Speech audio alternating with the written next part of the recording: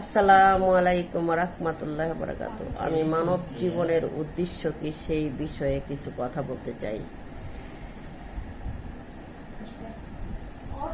আল্লাহর এবং রাসূলের প্রশংসা করতে চাই, ওনাদের গুণগান গাইতে চাই।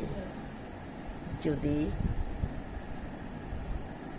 গুণগানে কোনো ভুল ত্রুটি হয়ে যায় তাহলে আল্লাহর মহব্বতে আপনারা সবাই আমাকে মাফ করে দিবেন।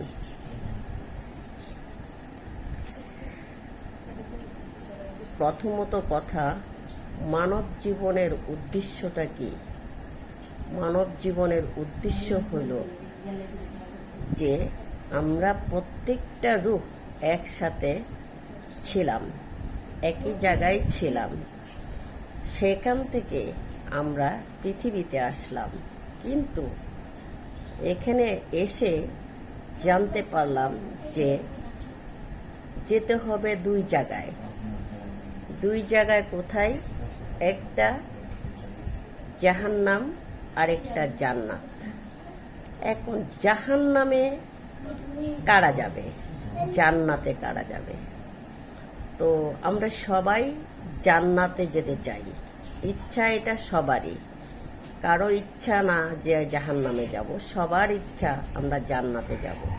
কিন্তু জান্নাতে যেতে হলে কিছু শর্ত আছে, শর্তগুলি কোরআনেই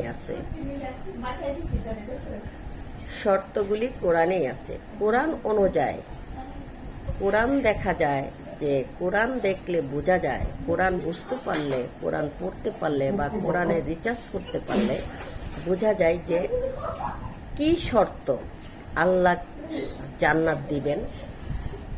সেটা হলো যে পরহেজগার না হতে পারলে মানব জীবন বৃথা হয়ে যাবে। পরহেজগারের সংজ্ঞা কি?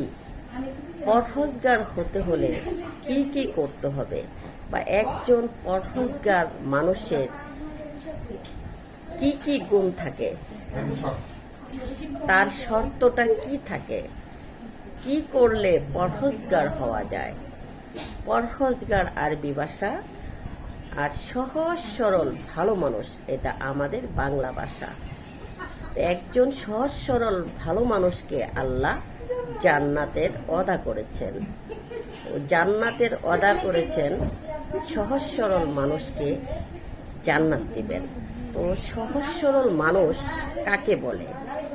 যে হিংসা করে না, যে অহংকার করে না, যে লোভ করে না,